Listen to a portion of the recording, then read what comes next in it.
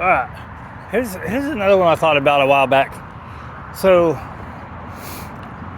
I don't feed breakfast, right? So when we're out here, they get some amount of food, right?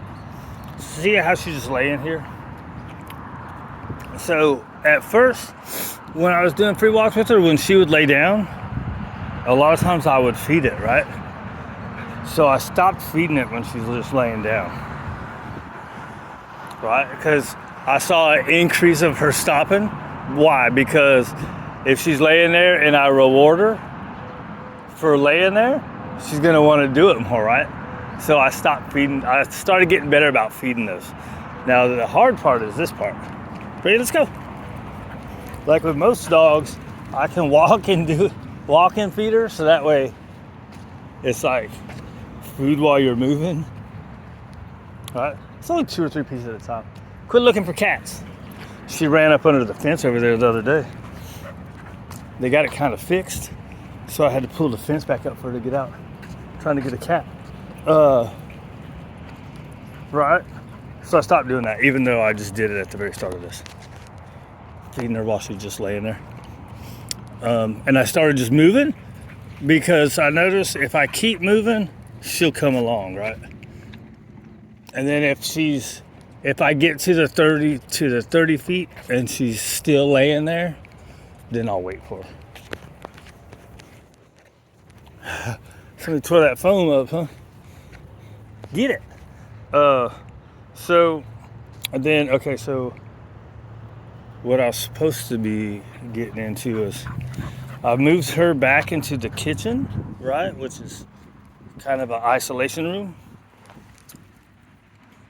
Because she seems to not be doing with other dogs, doing good with other dogs coming in. She's gonna be more on edge, right? So moving her back into the kitchen, it's more isolated, she can relax more, right? Now the difference is I got Molly in with her in the middle room, right?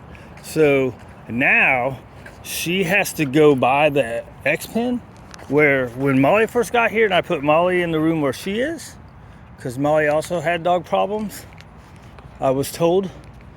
And I wanted to get her closer to the living room, more kind of integrated, right? Well, when I would walk Molly by, she didn't care, right? She just lay there, all right, cool. She gave sniffs. There was no change of body language or nothing. She was just comfortable, right? And didn't care. And I was like, that tells me maybe these two could be friends, which I can't do because I'm by myself. I mean, I guess, again, I could throw muzzles on them both and see what happens. I like to just try to prevent it though, right? I don't know if avoiding that helps any. It would help to have help, one, and it would help to if I had better mentorship when I started. There's so many programs now that people have that I wish was around when I first started, because I was not busy, right? So I could actually do it. I could have actually done it. Anyways, that's off the subject. So anyways, now, right, so when she came here, she came from from a boarding place that does specifically for the rescues, right?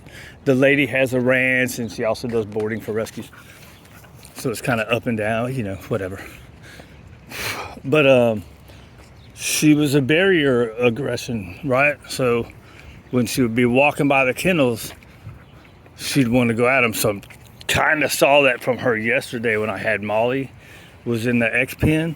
And what I do is, right, so see there's a fence, is say Molly's in this area free. I walk this dog by the outside of the fence. Squirrel. Come on, girl. Right? So there's a fence in between them, so they can't get each other. However, sometimes that causes frustration, right? So when she was behind the X pen and Molly would walk by, she seemed to not care. But now that I'm walking Molly by, or her by Molly, it's a little different, right?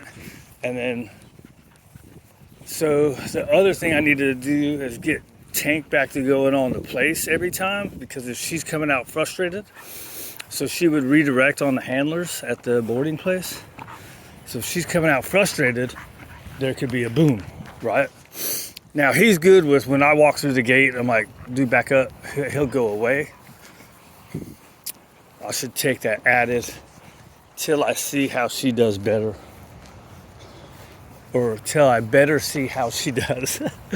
Because maybe I'm just seeing nothing. Maybe I'm looking for it and it's not anything. That's what we got to do, right? When that's the past, we got to look for any changes. Like instead of walking by like this, it's staring, right? Stopping and staring. The whole lock load explode, right? So while she's doing better, I think in the room, right, as opposed to being in the dog room, she's in, I call the dining room the dog room, right? So I can still give her time in the living room and stuff, but I think and because Molly does better, like she does good in the crate too. Maybe I should have just left them.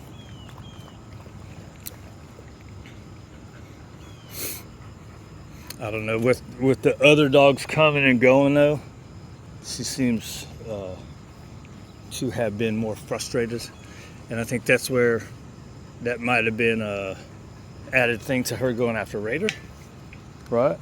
She's frustrated about this other stuff. Well, I got to get it out somehow, even though our exercise was the same.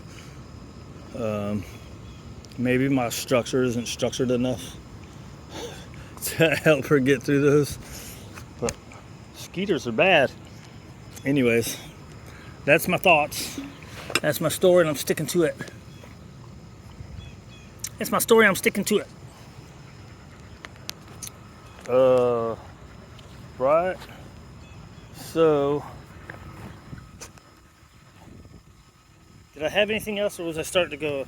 I think I was starting to go in circles, right? So that's the time to stop before I start talking in circles. I'm already dumb anyways.